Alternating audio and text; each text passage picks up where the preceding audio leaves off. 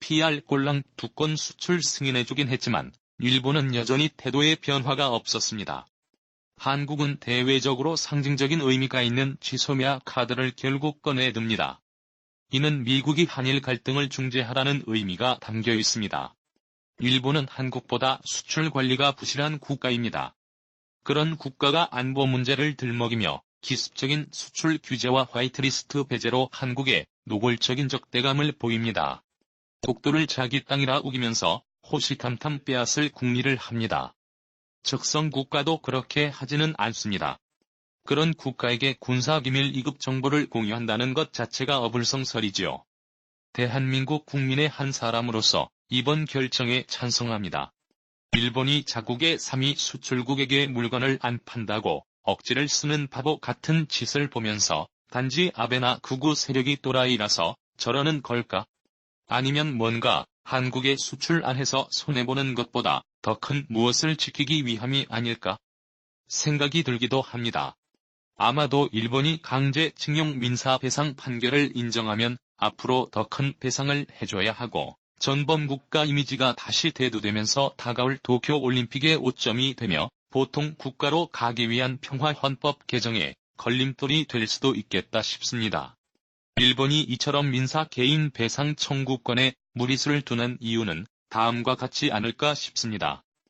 비슷한 민사 소송이 22만 건이 넘을 것이고 300개 이상의 일본 회사가 소송에 걸릴 수 있어 보상 금액은 200억 달러까지 가능하며 이는 한국뿐만이 아니라 동남아시아 등 전 세계에서 관련 민사 소송이 본물 터지듯 나오면서 일본의 전범국가 이미지가 다시 대두될 가능성이 있으며 3. 한국에 추가 민사배상을 할 경우 북한에 지불해야 할 형사보상, 민사배상, 민간 ODA 금액이 가늠하기 어려울 정도로 커질 수 있습니다. 물론 통일 이후 얘기지만 물가 감안하면 중국에 준 324억 불보다 더 커질 수도 있습니다. 아무튼 다시 지소미아 얘기를 해보죠. 정경두 국방장관은 미국 에스퍼 국방장관에게 먼저 통화를 요청하여 지소미아 중단 결정은 일본의 무성의한 태도 때문에 불가피함을 설명했다고 합니다. 박한기 합참의장 역시 로버트 에이브럼스 주한 미국 사령관에게 사전 설명했다고 하고요. 초기 중립적으로 입장 표명하던 미국은 몇 시간 후 다소 강경한 자세로 우려와 실망감을 보였습니다. 아마도 일본의 항의나 로비가 있었던 것으로 추정합니다. 그러나 지소미아가 121/21에 종료된다 하더라도 2014년 체결된 한미일 정보공유 약정인 TISA에 따라 미국을 경유하여 간접적으로 정보가 공유됩니다. 한국 국방부가 예를 들어 북한 정보를 미국 방부에 전달하고 한국 국방부의 승인을 거쳐 일본에 전달됩니다. 일본 방위성도 마찬가지지요. 지소미아는 미국의 개입 없이 한일 간 군사정보 교류로 방어선을 더욱 공고히 하겠다는 것이지만 사실 군사정보는 이전에도 시차를 두고 서로 공유됐습니다. 특히 일본은 북한도 북한이지만 러시아 초기에 지소미아가 요긴할 것으로 보입니다. 이번 중러의 독도 도발 역시 재발 가능성이 있고요. 이런 아킬레스건 때문인지 일본이 8/28일 화이트리스트에서 한국을 제외하는 조치가 실제 발효되면 한국은 독도 방어 훈련을 개시할 방침이라고 합니다. 이번 지소미아 중단 결정으로 한미일 공조가 무너질 것이라 우려하고 불필요한 공포를 놀랍지도 않게 친일 매체와 친일 정치인들이 또 떠들고 있는데요. 과연 미국이 대한민국을 배제하고 중국, 러시아, 북한 클러스터에 대항하는 방어막을 일본과만 형성할 수 있을지 의문입니다. 소문대로 미국이 일본과 밀약했다고 하더라도 상황이 바뀌면 미국도 냉정해질 것입니다. 한국은 주한미국 주둔비로 매년 1조 원씩 미국에 바치고 있습니다. 북한과 중국 때문에 무기도 많이 사고 또 지정학적으로 가장 가깝습니다. 미국이 한국을 배제하고 방어선을 구축할 이유와 명분이 전혀 없습니다. 한미동맹은 전혀 문제 없을 것으로 판단합니다. 오히려 미국은 전과 다르게 한일 분쟁에 적극 개입할 가능성이 큽니다. 이야기꾼의 상상이지만 혹시나 미국이 INF 탈퇴 이후 미사일을 일본에 배치하기로 일본과 밀약이 되어 있는 게 아닌가 생각도 들었습니다. 그것은 한국에게 그다지 나쁜 시나리오는 아닙니다. 일본이 그런 식으로 미국과 밀약을 했다면 그것은 진주만 기습 공격에 이은 역대급 자살 행위가 될 것이라 평가합니다. 중국과 단교까지 갈 수도 있고 상상하기 어려운 경제 보복을 받을 가능성이 있기 때문이지요. 한국이 중국과 더 가까워지면 미국도 곤혹스러워집니다. 한국은 캐스팅 보드지요. 안보와 정치적으로 미국권에 속합니다만 경제는 중국권에 더 속해 있습니다. 미국 민주당은 우방국마저 적으로 만드는 외교를 펼쳐 미국 국익을 해치고 있다고 트럼프를 비난하고 있습니다. 실제 트럼프는 떨어지는 지지율로 초조한 상태입니다. 재선되지 않으면 트럼프는 바로 감옥에 갈 수도 있습니다. 아무튼 지소미아 중단은 한민족이 표현하는 최소한의 자존심입니다. 이런 것도 안 하겠다는 건 먼저 폭행을 저지른 깡패한테 비굴하게 등을 보이라는 말입니다. 미국과 중국이면 그럴 수 있지만 일본은 아니라고 했습니다. 국산화와 다변화가 되면 일본의 치사한 기습 공격은 무용지물이 됩니다. 되려 한국에 신성장 동력을 선물하게 된다고 했습니다. 한판 붙어볼 만합니다. 그럴 때도 되었고요. 쫄지 마시고 산업 경쟁력에 집중하기만 하면 됩니다. 조만간 달러 약세와 엔고가 찾아오면 일본은 다시 잃어버린 10년을 반복해야 합니다. 일본 경제와 산업이 얼마나 경쟁력을 상실했는지 별도 글로 한번 정리하겠습니다. 증시 영향을 댓글로 물어보신 구독자가 있으셨지요. 오늘 증시가 해답을 주었다고 생각합니다.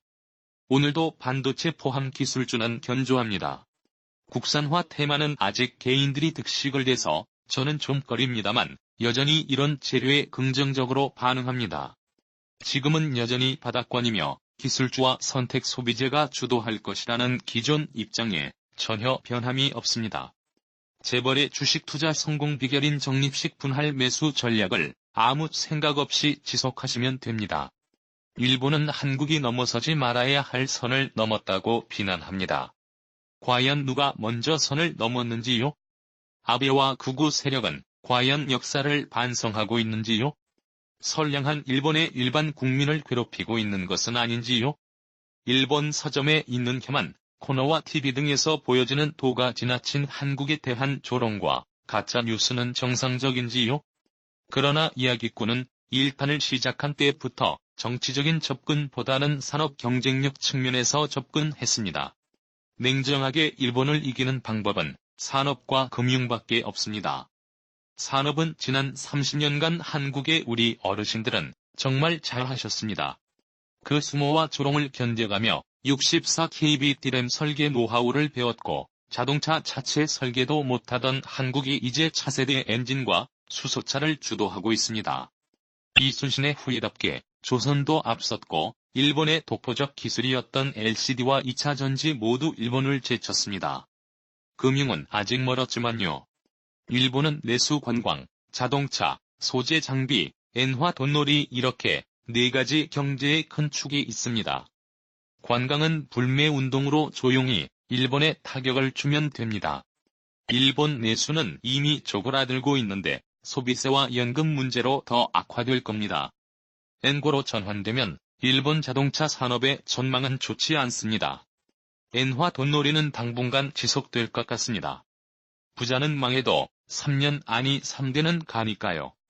그리고 남은 쭉 하나, 소재 장비에 대해 한국의 역습이 기다리고 있습니다. 이야기꾼은 반도체 포함 IT 업계에 20년 넘게 있었습니다. 일본에게 벗어날 수 있음에도 귀찮아서 그냥 두는 꼴을 많이 봤죠. 오히려 국내 업체가 역차별을 당하는 부분도 있어서 안타깝게 생각했습니다.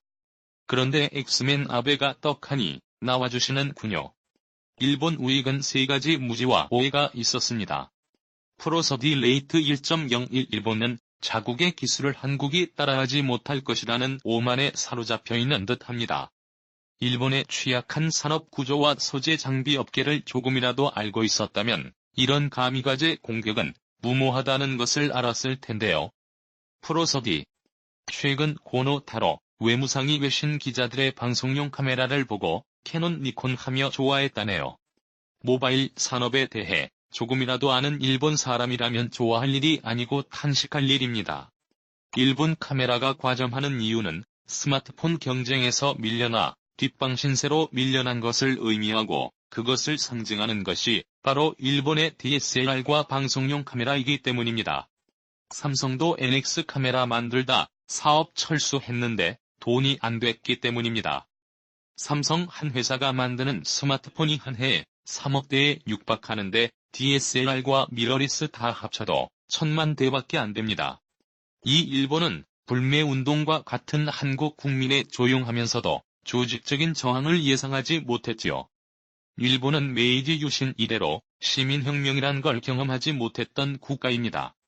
메이지 유신 자체가 역사적으로 퇴행적이지요.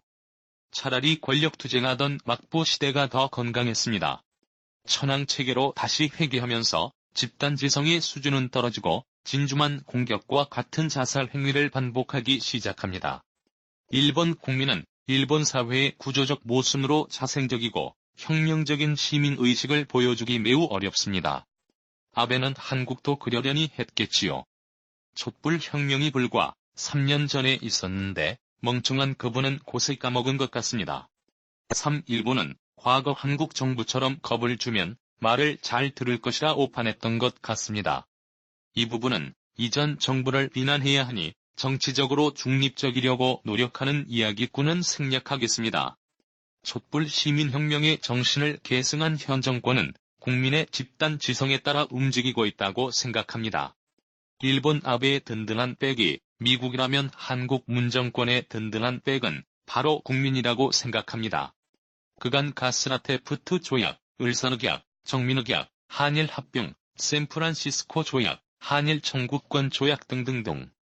수많은 잘못된 조약을 한국 정부는 막지 못했습니다. 한민족은 억울해도 어찌할 도리가 없었지요.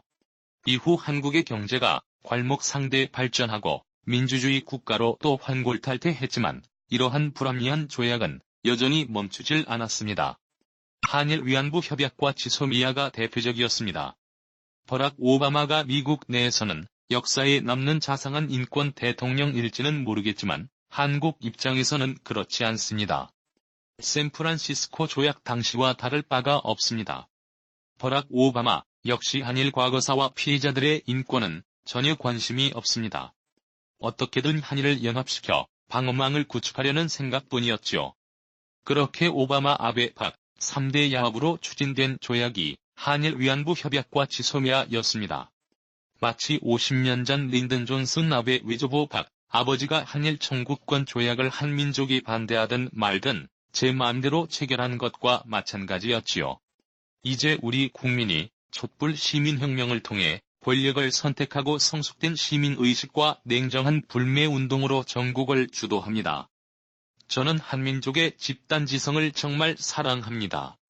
그렇기에 한일 위안부 협약과 지소미아를 중단하고 일본과 결연히 대결 구도를 형성하는 것은 현재 정권이 추진하는 것이 아니고 바로 우리 국민들이 한 것이라고 생각합니다. 말 잘 듣고 가짜 뉴스에 잘 속아주는 순진한 국민을 가진 아베는 이러한 정치 구도를 이해하지 못하겠지요. 박 정권 때처럼 하면 될 줄 알았겠지요. 앞으로도 한민족의 집단 지성이 한국의 정치와 권력을 계속 이끌어 나가야 합니다. 미국이 일본에 아무래도 손을 더 들어줄 가능성이 있다는 의견이 있습니다.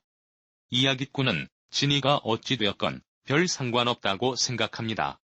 아무튼 일본은 180일 유예한 자동차 관세 협의를 121/171부터 다시 미국과 협상해야 합니다. 일본이 미국 국채와 농산물을 사주는 대신 미국은 자동차 관세를 낮추고 한일 분쟁에 개입하지 않기로 했다는 미력서를 한경 김현석 기자가 뉴스 기사로 주장합니다.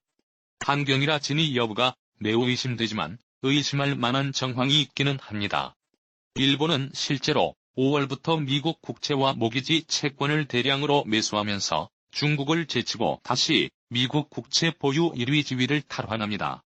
일본 1.12조 불, 중국 1.112조 불. 과거에는 일본 보험사들이 주로 미국 국채를 매수했으나 이번은 MUFG나 스미토모은행 등 일본 대형 은행들이 매수하고 있다고 하네요.